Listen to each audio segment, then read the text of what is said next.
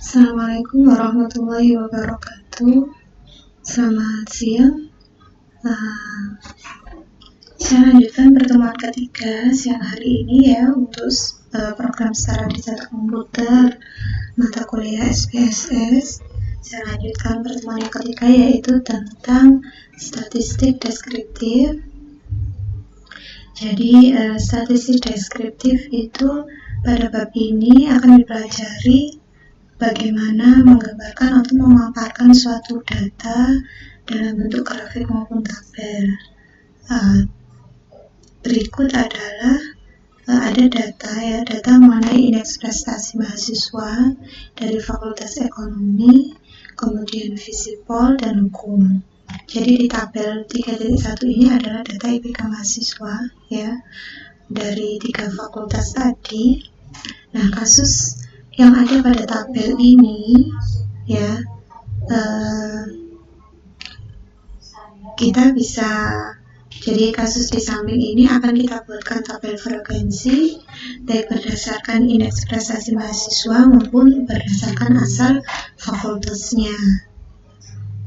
Langkah yang pertama, sambil kamu mendengarkan sambil dibuka SPSS-nya ya.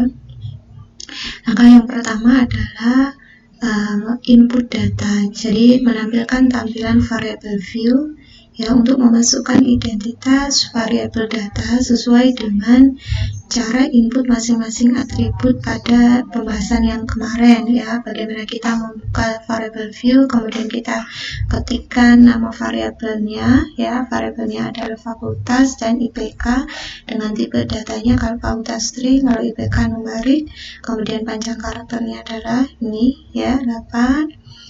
Untuk fakultas 0 desimal karena tidak dalam bentuk desimal, kalau IPK kita isikan 2 desimal nanti. Nah, kemudian labelnya fakultas itu adalah asal fakultas, kemudian IPK adalah skor IPK.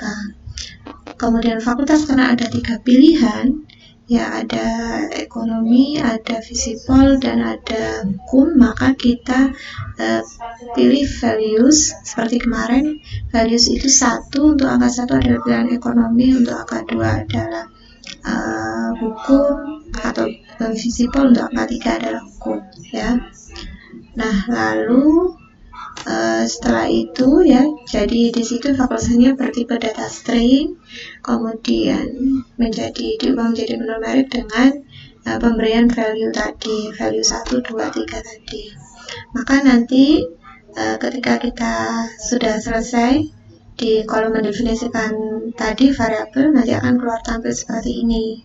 Jadi ini fakultas ya dengan IPK mahasiswa tadi. Kalau kita lihat di sini ya, variable view, data view-nya tampilnya seperti ini. Nah, statistik deskriptif untuk IPK. Jadi oleh karena variabel IPK itu termasuk data kuantitatif ya, maka akan dibuat tabel frekuensi serta deskriptif statistik ya, meliputi apa saja itu, meliputi mean, standar deviasi, range, dan yang lainnya untuk variabel tersebut. Selain itu akan dilengkapi dengan visualisasi data berupa chart ya, grafik yang sesuai untuk data kuantitatif. Ya, biasanya tipe chart yang digunakan untuk tipe data kuantitatif yaitu dalam bentuk histogram atau bar chart. Ya, grafik dalam bentuk kayak batangan gitu ya, bar. Nah, dari menu utama SPSS kalau sudah disiapkan, kamu pilih analyze ya, kemudian pilih submenu deskriptif statistik ya.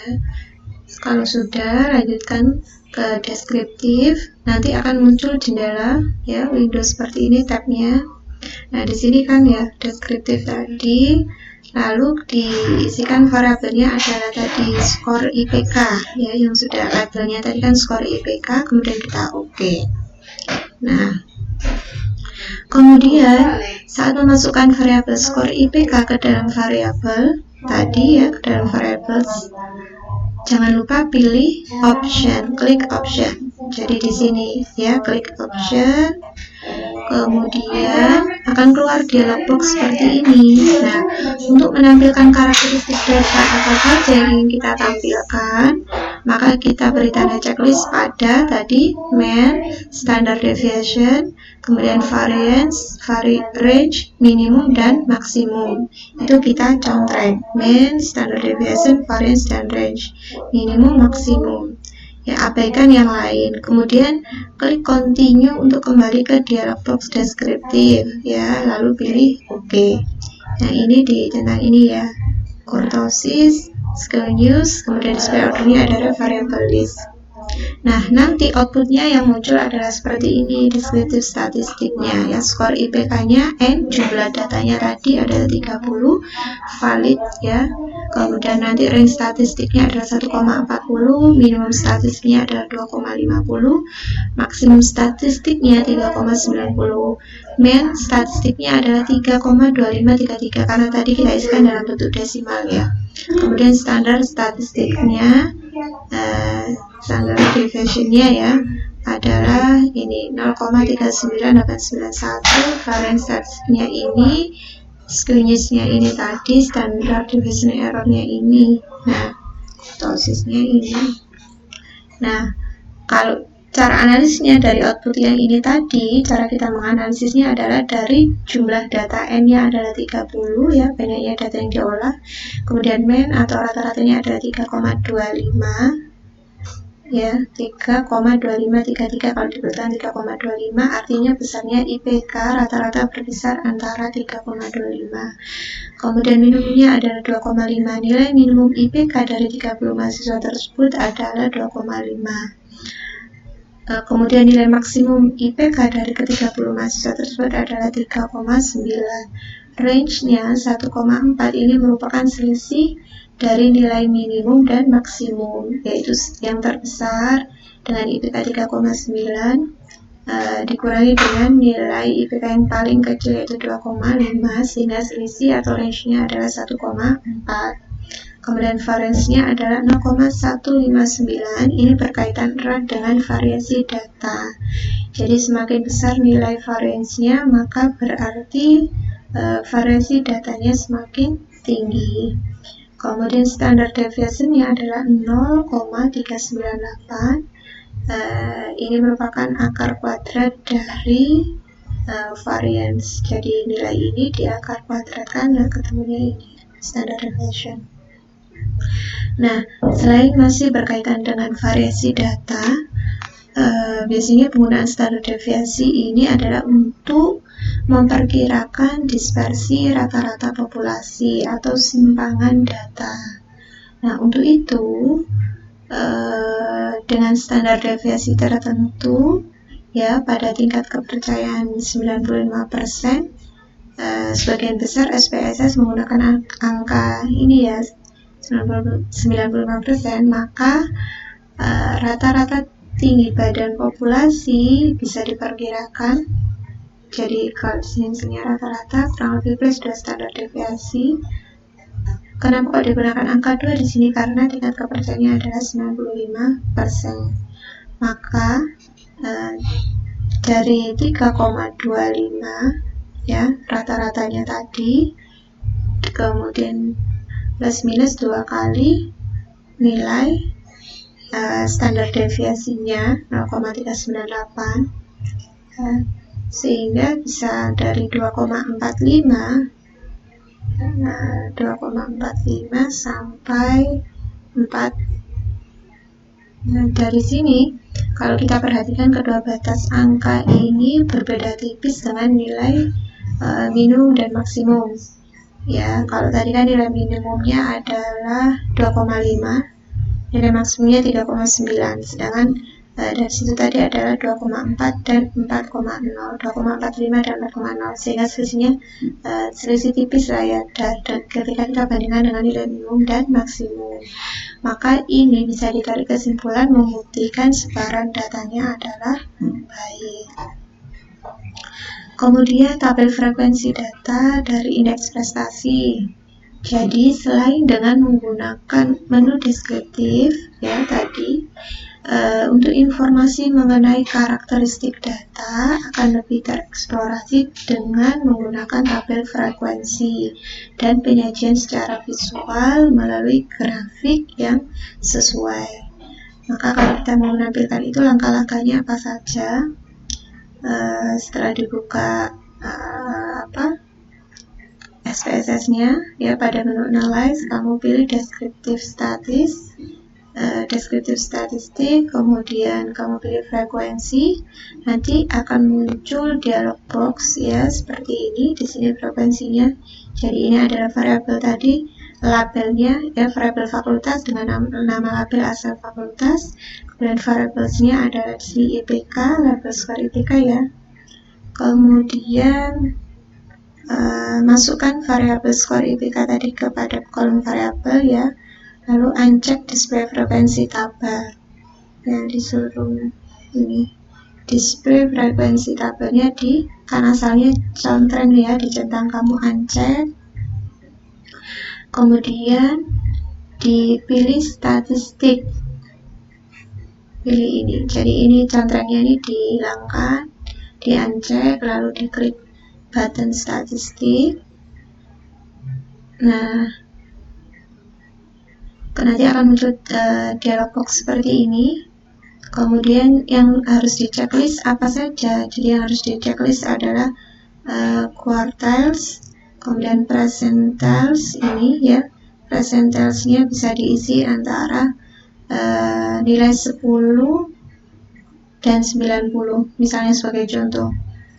Kemudian ini tadi central tendensinya yang dicontreng, dicek itu adalah mean, median, mode, kemudian standard deviation, variance, dan range, ya, sama minimum, maksimum, dan mean ini.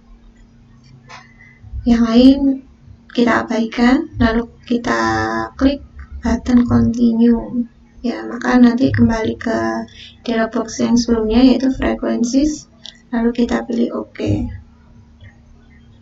Nah, nanti output dari statistiknya akan muncul seperti ini. Jadi ini cara membacanya, menganalisanya bagaimana, Bu? Jadi ini adalah gambar dari statistik tadi, ya. Ada N, jumlah datanya adalah, jumlah data yang kita olah adalah 30.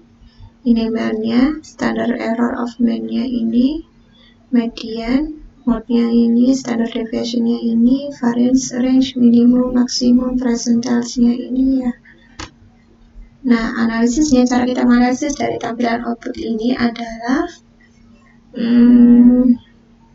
kalau tentang mean, standard deviation, variance, range, minimum, dan maksimum sudah dijelaskan sebelumnya. Kalau standard error of mean tadi ketemunya berapa ini?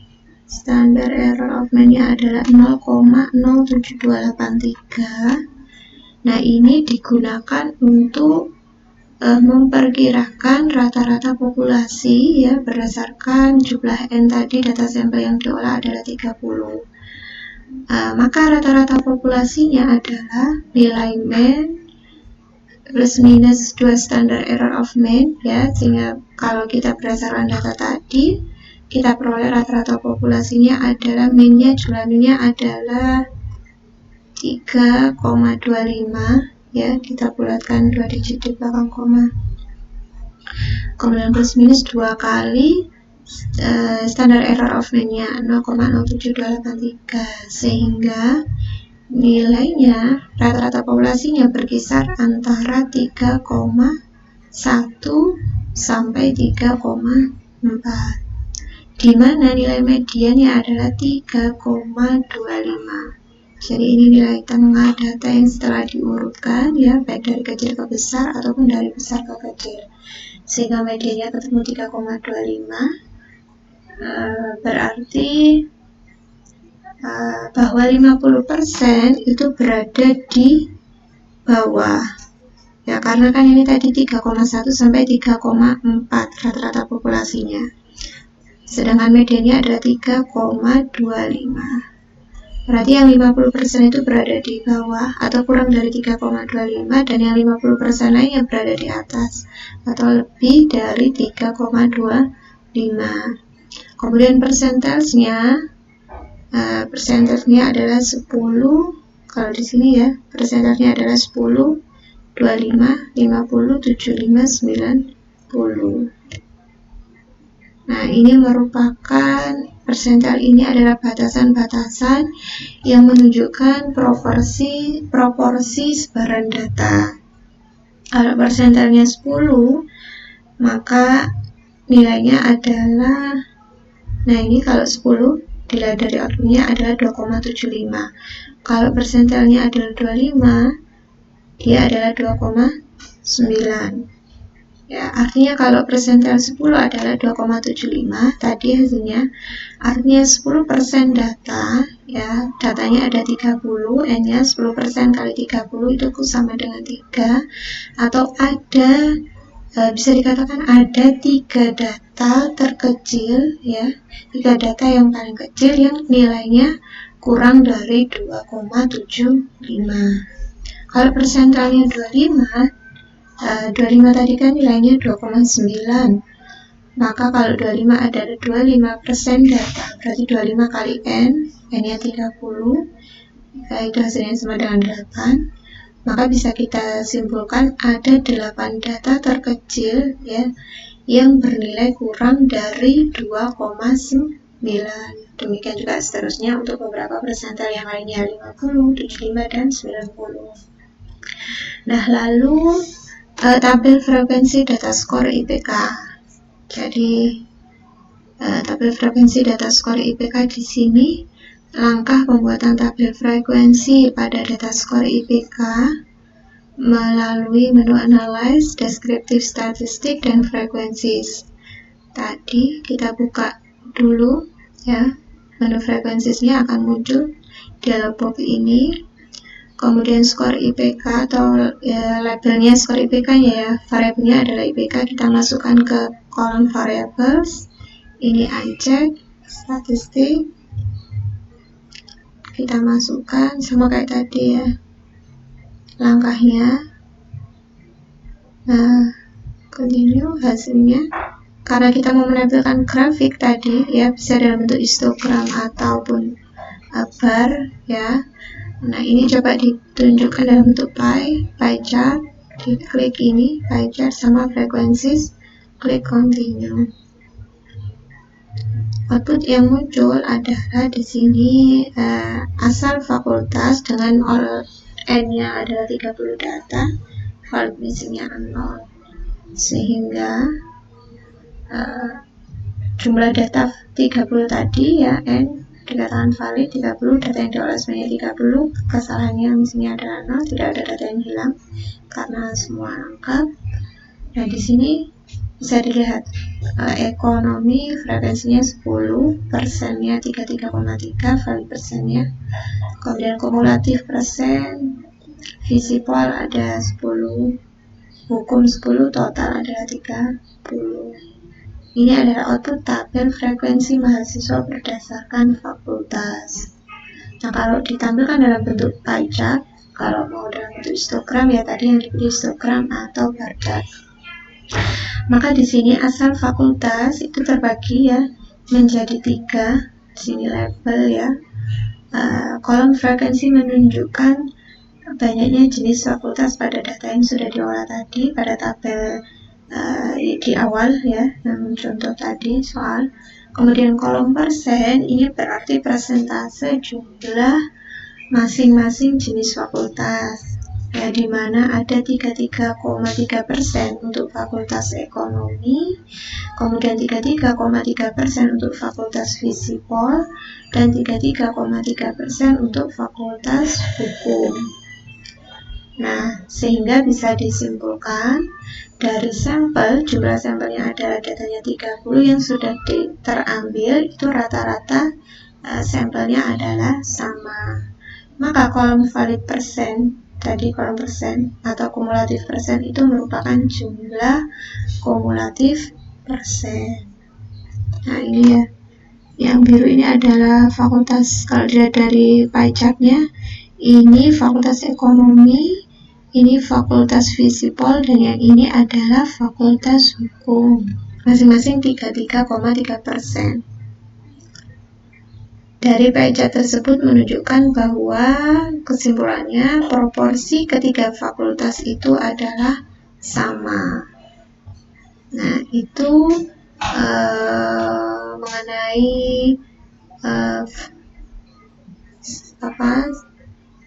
statistik deskriptif. Kemudian ini ada latihan atau kuis untuk mencoba ya, ada soal. Jadi ada 2 soal. Diketahui hasil nilai ujian statistik ekonomi mahasiswa ekonomi Fakultas Ekonomi dan Bisnis, misalnya semester 4, ada tabel ini.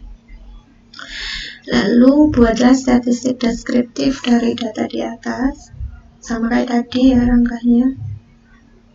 Kemudian yang soal yang kedua, diketahui berat badan mahasiswa ilmu ekonomi. Nah, di sini universitas ini ya, dengan tabel seperti ini. Nanti kamu itu N-nya ada berapa, datanya ini. Pertanyaannya adalah kamu disuruh membuat tabel distribusi frekuensi dan gambarkan ke dalam bentuk grafik. Grafiknya boleh bar, boleh histogram, boleh pakai grafik pie chart atau bar, atau kalau mau gunakan histogram ya nggak apa-apa.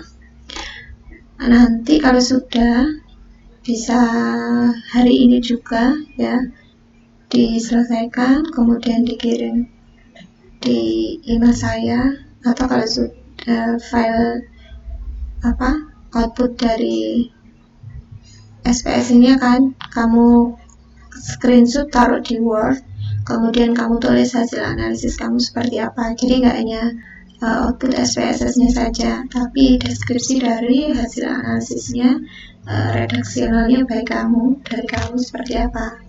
Nah, itu bisa dikirim ke email saya. Terakhir nanti ya, hari ini, nanti malam jam 9 boleh.